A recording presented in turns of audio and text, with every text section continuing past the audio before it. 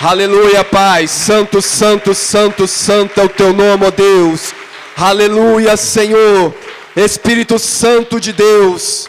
Ó Pai, que a tua palavra, Senhor, venha nutrir a nossa alma, o nosso espírito e o nosso corpo nesta noite. Em nome do Senhor Jesus, em nome de Jesus Cristo, ó Pai. Nos colocamos na tua dependência. Amém e amém. Aleluia. Pode permanecer sentado, em nome de Jesus, pode sentar. Aleluia, Pai. Louvado seja o teu nome. Aleluia. Quem esteve aqui nas 4 semanas de fevereiro, onde foi falado, foi ensinado sobre a consagração, foi ensinado sobre a santidade, levanta a mão. Amém? Para reforçar, para você poder ter a compreensão da palavra de Deus, do que Deus tem para falar conosco nesta noite, eu vou reforçar um pouco o conceito de santidade, amém? Santidade, como foi falado aqui durante as 4 semanas, é você ser separado para Deus. É quando Deus separa algo ou alguma pessoa para Ele. Então isso quer dizer santo, separado, amém? Só que no grego, essa palavra santidade, ela tem a conotação de isolamento. É isolamento. Por isso que tem os monges budistas que se isolam em um determinado lugar. Tem os monges católicos que eles se isolam. Por quê? Buscando uma santidade. E essa questão do grego, ele veio para nós também com uma ideia de santidade. Que para mim ser santo, eu tenho que ser isolado. Mas no hebraico, no judaico, a palavra santidade, ela traz um outro sentido. É o sentido de o quê? De influência. Então a santidade é influência. Então Jesus Cristo é santo. Então enquanto ele esteve aqui na terra, o que ele fez? Ele influenciou. Então a santidade, ela muda comportamento. Se eu sou uma pessoa santa, se outra pessoa está em contato comigo que eu sou santo, aquela pessoa, ela vai mudar. Amém? Para você entender um pouco mais sobre essa questão da santidade, né? A palavra de Deus, quando Paulo fala lá para os casais, orientando sobre casamento, ele fala assim, que a mulher santa, ela é o quê? Ela santifica o seu marido. E o homem santo também, o que ele faz? Ele santifica a sua esposa. Então isso é santidade. Nós, como somos santos, nós influenciamos, nós mudamos um comportamento. Dentro do casamento é mais ou menos assim. Nós homens, nós somos assim meio desligados com algumas coisas. Quando eu me casei, a minha mãe, ela fazia tudo para mim. Então eu chegava em casa e eu tirava a minha roupa, eu deixava no meio da sala e aquela roupa, como um passe de mágica, ela aparecia no meu guarda-roupa passado, né? Então era um comportamento que eu tinha. Então eu chegava, deixava a roupa e como um passe de mágica, aquela roupa ela saía do chão e ia para o meu guarda-roupa passadinho. Mas aí eu casei. E eu lembro que a minha mãe sempre orava, Deus, prepara uma mulher para o meu filho, que seja muito compreensiva, que seja muito calma, né? Porque Deus, Ele faz as coisas da forma que Ele quer fazer, né? Porque aquele comportamento não era um comportamento legal. Então a minha esposa é uma pessoa assim muito calma, né? Então quando eu me casei, a primeira vez que eu fiz o quê? Joguei as roupas no chão. O que ela fez? Oh, meu amor, é isso que ela fez? Pegou a roupa? Não, ela já veio para cima de mim daquele jeito, como uma leoa, quando vai pegar ali os seus filhotes, brava, enfurecida. Isso acontece dentro do casamento. Então, se eu sou uma pessoa santa, ocorreu uma situação dessa que a pessoa vem ali enfurecida com razão, amém? Com razão do acontecido. O que a pessoa santa faz? Ela fala, oh meu amor, me perdoa, né? E contorna aquela situação. É por isso que a santidade, ela é o que? Ela influencia o comportamento. Amém? Abra sua Bíblia no livro de Gênesis, capítulo 3, versículo 8.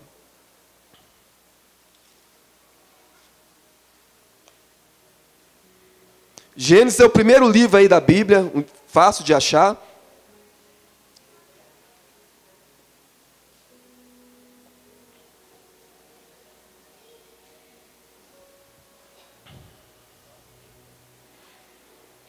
Gênesis 3, versículo 8. Amém? Se você, porventura, está sem a Bíblia, se você está observando se tem alguém do seu lado que está sem a Bíblia, ofereça aí a palavra de Deus para estar acompanhando junto com você, porque a palavra de Deus, ela traz libertação, ela traz transformação e traz cura. Amém?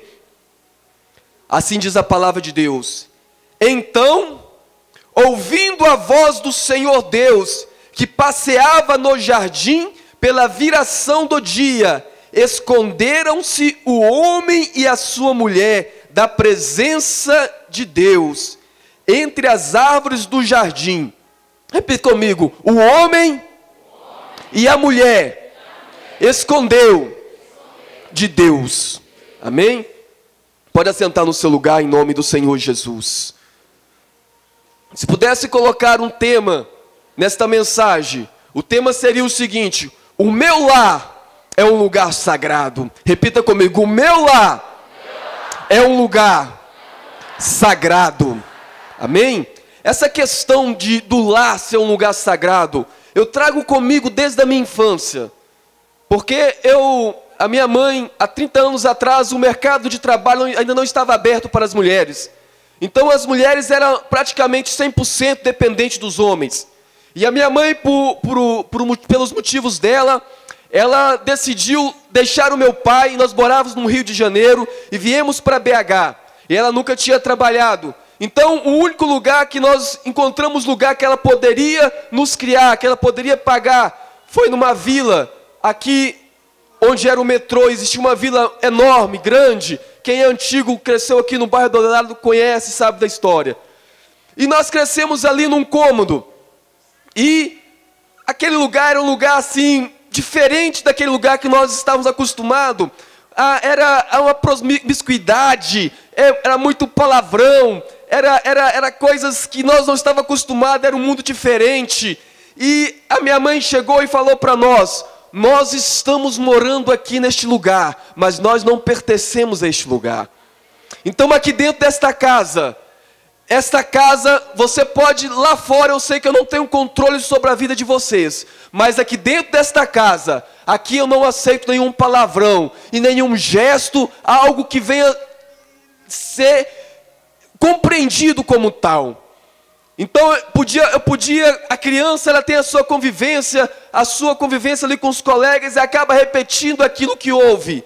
Mas eu, dentro da minha casa, eu tinha isso muito certo dentro de mim. Dentro da minha casa eu não poderia agir da mesma forma que eu agia fora da minha casa. Então eu creio que Deus, ele tem um propósito em todas as coisas. Deus já estava nos preparando para ter essa ideia do que é um lugar sagrado. Então desde quando eu me casei e Deus me abençoou com uma família, eu tenho essa noção que a minha casa é um lugar sagrado. Amém? E nós lemos o texto aqui, onde fala de Adão, lá no jardim do Éden. Adão estava ali no jardim do Éden, que o jardim era o quê? Um lugar sagrado, era um lugar santo. E Adão, a palavra de Deus que nós lemos diz o seguinte, que Deus, ele visita Adão na virada do dia. Então Deus, ele tinha uma comunhão com Adão. Então era costume, na virada do dia, Deus chegava ali para ouvir de Adão, para ter comunhão com Adão, do que ele ansiava, do que ele desejava, do que estava acontecendo na vida de Adão. Mas quando Deus, ele chegou lá para conversar com Adão, para ter aquela comunhão com Adão, Adão se escondeu de Deus. O diabo, ele usa uma estratégia. Quando o diabo, ele via ali a comunhão de Deus com Adão, aquilo estremecia, aquela união, aquela comunhão. E a estratégia do inimigo é o quê? É separar, é isolar. É isso que ele tem feito hoje dentro das casas. É isso que ele tem feito hoje dentro dos lares. Tem isolado o casal, porque a união do casal, ela atinge o diabo, ela atinge o inimigo. A união da família, ela atinge o inimigo, porque ele lembra do Éden, ele lembra da comunhão que o homem tinha com Deus, ele lembra do projeto original de Deus para o homem. Nós vamos fazer no mês de junho 18 anos de casado, eu e minha esposa, a Shirley. E a gente percebe com a convivência como a gente vai se unindo cada vez mais. Ontem eu saí com a Nicole, eu tinha que resolver alguma coisa na Savassi, e a Nicole, ela me acompanha onde eu vou. Se eu vou no Mineirão, ela quer ir comigo. Onde eu estou, ela está comigo. Então, Nicole, eu estou indo na Savassi, então vamos. Aí fomos na Savassi, deixamos o carro no lugar lá, e fomos numa loja lá, olhando as lojas, e eu comecei a olhar uma loja, eu falei, nossa, isso aqui é a cara da Shirley. Eu olhava uma roupa, nossa, isso aqui é a cara dela. Aí eu falei, está repreendido Satanás em nome de Jesus. Isso não é de Deus. Ele tem que ter discernimento das coisas. Mas eu olhava outra roupa, nossa, isso é a cara dela. Mas está repreendido. Não aceito isso. Não, imagina só, ela sai, ela compra, se eu saio, eu compro. Não, não tem jeito. Então a união é tão grande, a comunhão é tão grande, que você olha uma coisa, isso aqui é a cara dela. E isso atinge o inimigo. Isso atinge, porque ele lembra da união que o homem tinha quando o homem foi criado. O homem foi criado em santidade. O homem refletia a santidade. O homem agia em santidade. Os movimentos dele eram em santidade. Santidade que não é isolamento, porque é o que? Ação, é o comportamento, é o modo de ser. Então, onde eu chego, eu influencio aquele ambiente pela minha santidade, pela santidade que está na minha vida. Então, o que o inimigo faz? A estratégia é o que? É separar, é isolar. Alguém aqui já assistiu ali naquele Globo Repórter, Mundo Animal, como é a caça, como os leões caçam? Né? O que o leão faz? Quando os animais, por instinto, os animais, eles se unem, eles ficam em bando, para quê? Porque eles se tornam maior em bando. Então, quando vem um outro animal para atacar, aquele animal fica intimidado. Isso acontece muito com os peixes. Eles se unem em cardume, eles se unem ali, então como o tubarão, ele vê ali algo 3, 4 vezes maior do que ele não ataca, porque tem medo por instinto. Então, quando os leões eles vão caçar, o que ele faz? Ele separa um dos animais do bando. Porque o bando, o grupo, o protege. Então ele separa, então como ele consegue separar um dos animais, aí vem normalmente tem essa função de separar. Tem a função de isolar ali aquele animal que está sendo caçado. É assim que os demônios fazem. Existe demônio que age dentro da casa. Existe demônios que agem dentro dos lares para levar a separação, para levar a desunião. Casais que não conseguem compartilhar ali os seus sonhos, compartilhar ali aquilo que está dentro deles. Casais que não conseguem olhar dentro dos olhos um do outro. Aquele olhar que teve no dia do casamento, do noivado, não consegue mais olhar e ter intimidade. Não consegue mais reconhecer o outro como parte de si. Então os demônios têm entrado dentro das casas, têm entrado dentro dos lares para semear discórdia, para semear desunião, o isolamento. Porque quando há o isolamento, aí quando o demônio consegue isolar aquele membro daquela família, aí vem outros demônios. Para quê? Para destruir aquilo ali. Para destruir ali aquele casal. Para destruir ali aquele filho, aquela filha, o membro daquela família. É assim que o demônio age. Porque ele agiu assim na vida do homem lá no Éden. O homem tinha comunhão com Deus. O homem tinha contato com Deus. E aquele contato era tão grande. Aquele homem era tão separado, tão santo por Deus, que quando Deus sentava com Adão, Deus, ele via as necessidades da alma de Adão. Deus via o que Adão necessitava. Adão era um ser completo, porque Adão era a imagem e semelhança de Deus. Adão não tinha necessidade de nada, porque Deus completava tudo aquilo que Adão precisava. Mas Deus olhou para dentro de Adão e viu, mesmo Adão não percebendo que ele precisava de algo. E Deus falou: Adão precisa. E eu vou dar para Adão. Aí que Deus fez a Eva, Deus fez a mulher. Então, quando nós estamos no estágio de santidade diante de Deus, o próprio Deus, ele supra as suas necessidades que você nem sabe que você tem. Aleluia, Pai. Aleluia. Então, o inimigo, ele procura o que? Separar. O que ele fez? O que pode separar o homem de Deus? O pecado. Porque Lúcifer já tinha se separado de Deus. Rebeldia. Então, o inimigo conseguiu isolar Adão. E Adão, ele pecou, o que fala em Isaías 59:2? Porque as nossas iniquidades faz separação entre nós e Deus, de forma que Deus não ouve as orações, não ouve o clamor. Então, o inimigo conseguiu separar Adão. E quando Adão ele pecou, ele foi expulso do Éden. E a Bíblia fala em Gênesis que Deus fez o quê? Ele colocou querubins para estar guardando, protegendo aquele lugar que é o quê? Santo. Aquele lugar que é o quê? Sagrado.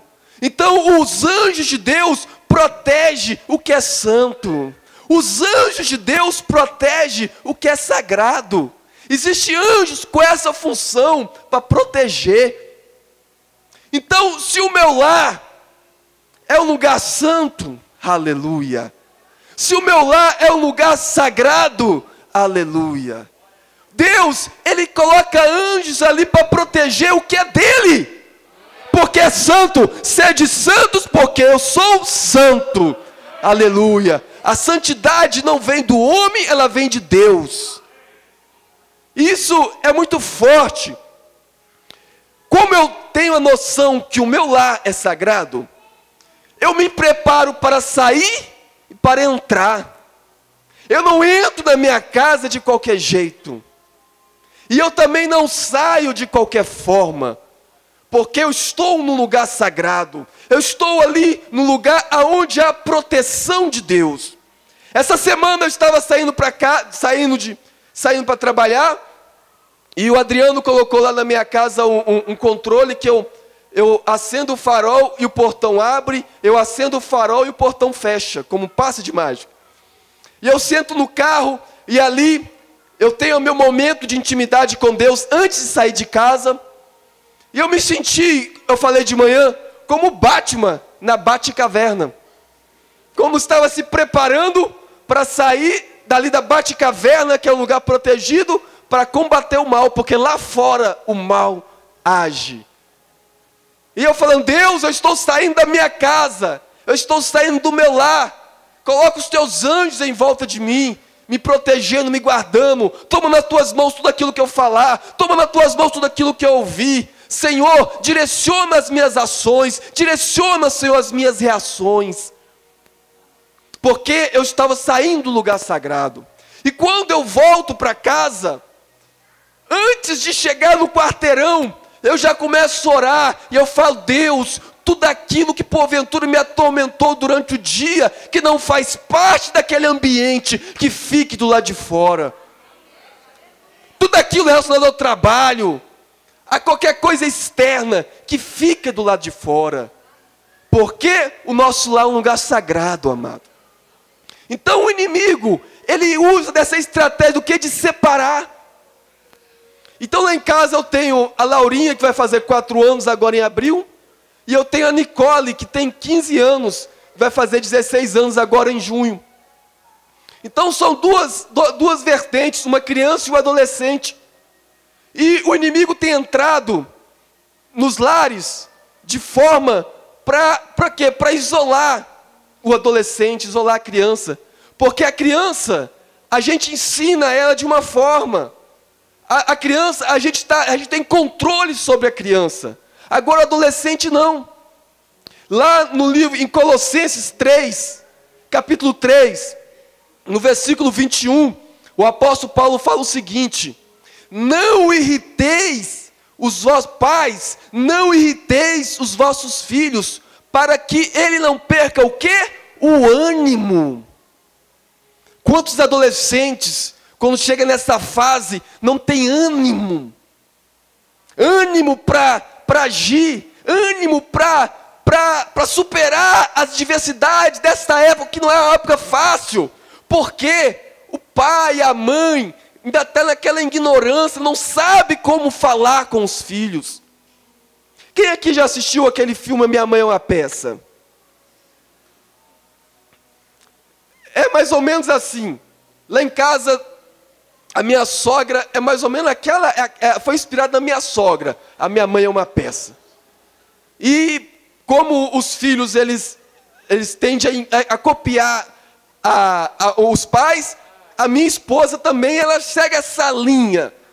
Para você ter uma ideia, a minha sogra, ela tem ali os seus sobrinhos que ela cria também, e os meninos mais altos do que eu, forte, bombadão, e aquele, às vezes, 25 anos, 30 anos, aí chega lá e faz alguma coisa errada, ou sai de casa e não fala nada para ela, e ela chega: por que você fez isso? E abaixa aqui, para bater. E ela bate. E dá um tapa no ombro dele, que ele nem sente, mas bate. Porque é a forma de dialogar. Então ela já chega falando, gritando. Mas hoje nós estamos vivendo num momento tão difícil, um momento espiritual, social, tão frágil, onde o inimigo tem batido pesado, usando todas as armas para tragar a família, para separar ali o jovem adolescente, para neutralizar os sonhos de Deus. Que se o jovem chega em casa, quem aqui nunca pisou na bola?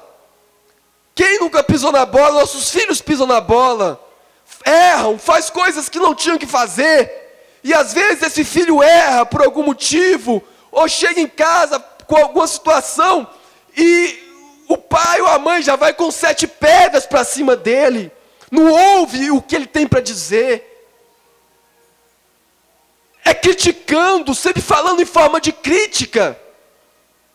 Eu tenho tentado, como diz a música lá, eu tenho falado de Shirley, meu amor. Não é assim que você fala com a Nicole. A Laurinha eu até deixo, porque ela pega a Laurinha. A Laurinha, só a Laurinha sabe. Só a Laurinha sabe o que ela tem vivido. Mas com a Nicole eu fico mais assim, poxa, não é assim. Você tem que ouvir. Você tem que compreender. Então no domingo, ontem nós fizemos um café da manhã, e eu estava dando essa orientação, falando: Nicole, você não pode se isolar. Você não pode se isolar das suas questões, do que acontece na sua escola. Você tem que ter liberdade comigo, ter liberdade com a sua mãe. Você tem que ter liberdade dentro da sua casa. Você não pode se isolar dentro do seu quarto. Vem para junto da gente. Nós, pais, temos que estar junto dos nossos filhos.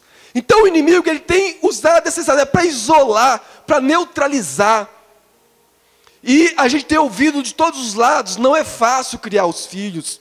Não está sendo fácil. Porque nós que temos um discernimento do que é família, do que Deus tem para nós. Então nós criamos nosso filho como se fosse dentro do aquário. É ou não é verdade? E nós protegemos ele de toda interferência do mal. Nós protegemos nosso filho de todo contato com o mal, para que ele não venha ter contato com o mal.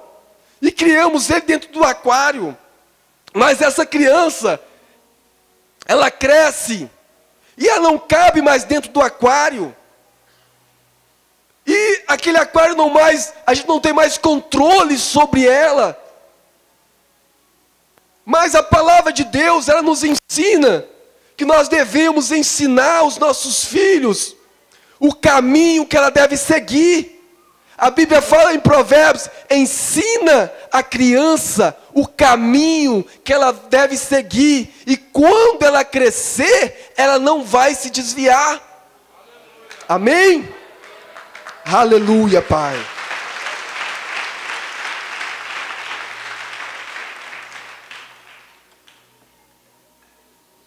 Então é a função dos pais ensinar a criança. Porque quando é criança, você consegue moldar o comportamento dela. Quando é criança, você consegue ensinar. Mas quando chega a adolescência, é que os pais querem colocar a rédea. Quando chega a adolescência, é que os pais querem fazer alguma coisa. Não. Na adolescência, eu ajo com a Nicole dessa forma. Eu me coloco como coach. Quem conhece a expressão coach? Coach é um termo no inglês que é como se fosse um técnico. Então, os grandes empresários, eles usam esse termo. Então, se eu sou um grande empresário, eu pego um jovem aprendiz, que vai caminhar comigo lado a lado, para ele aprender como gerenciar, como fazer uma gestão. Então, é como se fosse um mestre. Então, me coloco como referência. Se colocar como referência, então ela sabe que quando ela tem uma dúvida, ela pode chegar perto e ter aquele apoio. Eu não ajo mais daquela forma como eu ajo com a Laura. A Laura eu coloco limites. A Laura eu coloco ali o mais incisivamente. Não quer dizer que eu não coloco limites na vida da Nicole, mas a forma que a gente trata com ela é diferente. E o pai precisa saber disso, porque se o jovem, ele chega em casa, é só crítica. O jovem chega em casa, não tem compreensão. O jovem chega em casa, ele não é ouvido. E o inimigo, ele coloca lá fora uma estrutura fortíssima, porque aqui você é ouvida, aqui você é ouvido, aqui você é compreendida. Aqui nós entendemos o que está dentro de você. Aqui no mundo, nós vamos fazer aquilo que te agrada. E o jovem é atraído de uma forma para o mundo, porque não é alimentado dentro de casa. Então o inimigo tem agido desta forma. Esta é a estratégia do inimigo: separar, isolar o jovem, isolar ali, isolar o esposo, a esposa. Para quê? Para ele destruir, para ele separar ali aquele membro daquela família. E Deus, Ele traz para nós nesta noite essa reflexão de como o inimigo tem agido dentro da casa, como o inimigo tem agido dentro dos lares para separar, para destruir a família. A palavra de Deus, ela nos conta a história do filho pródigo. Quem já ouviu falar? Antes de falar da história do filho pródigo, quem já ouviu falar da Arca da Aliança? A Arca do Testemunho. A Arca, ela tem dentro dela alguns componentes. Por quê? Porque o que está dentro da arca, que chama Arca do Testemunho, a geração que não viu o maná cair do céu, Deus falou: Moisés, pega o maná e coloca dentro da Arca do Testemunho.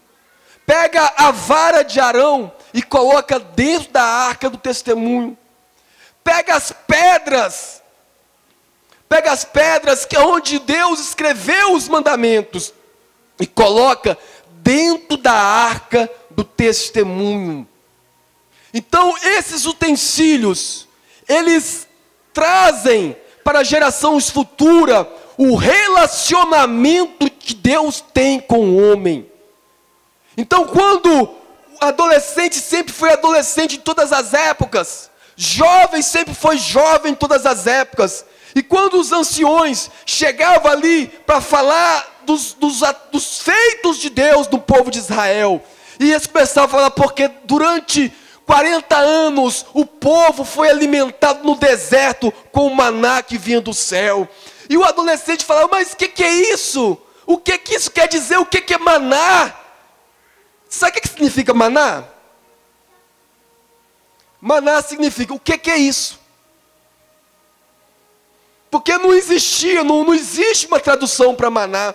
Se você buscar todas as, não tem tradução para maná, porque é o que não existe no nosso mundo. Então a tradução que tem, o que é isso? O que quer dizer maná? Então quando o adolescente questionava ali o ancião, ele levava ele lá, ali está a arca do testemunho. Ali está a prova de que Deus, Ele tem um relacionamento com o povo dEle. Ali dentro da arca estava a prova do relacionamento de Deus. Então, dentro do meu lar, dentro da minha casa, tem que ter provas que evidenciam o relacionamento de Deus.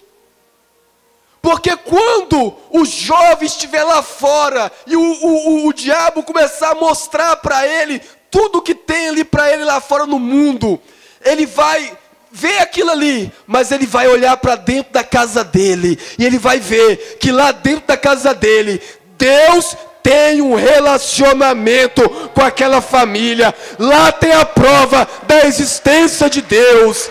Aleluia, aleluia. Quando o professor de filosofia falar para você que Deus não existe, ele vai falar assim, Deus existe, porque dentro da minha casa tem a prova da existência de Deus.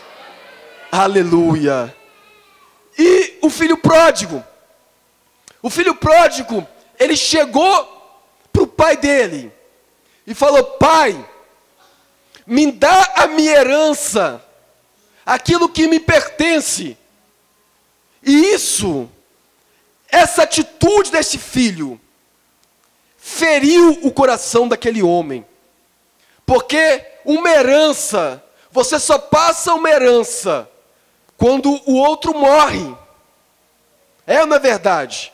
A herança ela é dividida mediante a morte daquele que tem aqueles bens. E no Oriente, isso é muito forte, porque para eles, quando o filho ele chega e pede herança, ele estava desejando o quê? A morte do próprio pai. E a lei era tão severa que esse filho, ele poderia até mesmo ser condenado à morte de apredejamento.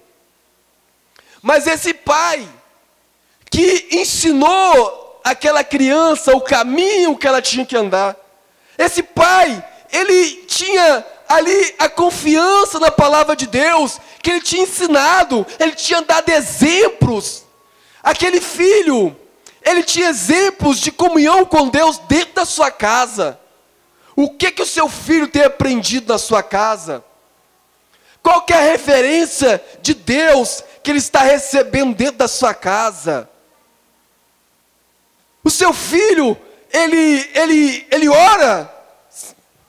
O seu filho te imita orando? Se o seu filho não te imita orando, ele não está vendo você orar dentro da sua casa. O seu filho, ele começa, qual a música que o seu filho canta dentro da sua casa? É os corinhos que você canta? É os hinos que você canta, o que ele representa ali na sua mente? O que você está falando dentro da sua casa? Qual a informação que você está passando para o seu filho dentro da sua casa? Qual é o tempo que você tem separado para esse filho dentro da sua casa? Você separa um tempo para estar com ele, para sentar com ele? Há mais ou menos 2 meses atrás, 3 meses atrás, a Nicole, ela estava, ou 4 meses, ela estava tendo mais ou menos uma mudança de pensamentos.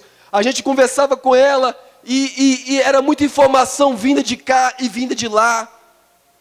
E eu peguei ela num sábado, falei, vamos sair. Eu levei ela lá existe um culto na Savassi, né, onde jovens descolados, jovens que estudam física, matemática, e é um culto bem descolado. Eu levei ela para ela ver que ela podia viver da forma que ela quer viver dentro da presença de Deus. E nós fomos ali naquele culto, e participamos daquele culto ali maravilhoso, onde o pregador era um físico, e ele começou a pregar sobre a teoria da evolução. E eu adorando ali aquela questão toda, e vendo os jovens todos diferentes, bem descolados, aquela questão toda, e eu vendo os olhos dela brilhar. Aí nós saímos ali, acabou o culto, aí nós fomos rodar um pouco, porque estava tendo um evento na Savassi, onde tinha todo tipo de situação, de promiscuidade, aquela coisa toda. E eu falei para ela: você viu lá o que é estar na presença de Deus? Agora aqui está vendo o que é contrário, o que é diferente. É isso aqui que é o mundo. As pessoas bebendo, pessoas caídas no chão, ali aquelas coisas horríveis. Isso, talvez falei, isso surtiu algum efeito? Com certeza surtiu, porque eu estou plantando a semente. E eu tenho certeza que quando ela tiver 40 anos, 50 anos, ela vai estar lembrando disso. Ela vai estar lembrando porque meu pai, ele me pegou e me levou em tal lugar, o meu pai fez isso comigo. Isso vai estar gravado na memória dela. Então o pai do filho pródigo, ele tinha essa convicção. Ele podia se agarrar nas promessas de Deus. Ele podia se agarrar em Provérbios 22:6, onde diz: ensina o caminho onde a criança deve andar, porque quando ela crescer, ela não vai se desviar dele. E o filho pródigo pegou a herança do pai e foi embora. E a Bíblia não narra o tempo. Ele pode ter demorado alguns meses, como anos e anos, longe da presença do pai. E aquele pai, eu acredito que ficou firme na palavra de Deus. E diz a palavra de Deus, que quando a herança, o dinheiro acabou, e o diabo ali humilhando aquele rapaz, aquele jovem, o que vem na mente daquele jovem? Ele lembra do quê? Ele lembra do pai. Ele lembra da casa do pai dele. Ele lembra como era na casa do pai dele. Ele começa a lembrar das referências que estava dentro da casa do pai dele. Então, meu amigo, se você está ensinando o seu filho com destreza, com afinco, ele pode, porventura você está sentado aqui, e o seu filho está lá no mundo, até mesmo usando drogas, fazendo alguma coisa, mas se você ensinou o caminho para ele, pode ter certeza, meu amigo, aonde ele estiver, o Espírito Santo de Deus vai visitar ele, aonde ele estiver, e ele vai lembrar da casa do pai dele. Aleluia, Pai. Aleluia. Aleluia. E o filho lembra, ele lembra da casa do pai dele, porque ali ele teve as experiências com Deus. Então é isso. Jesus, ele tem que estar dentro da sua casa, ele tem que estar dentro do seu lar.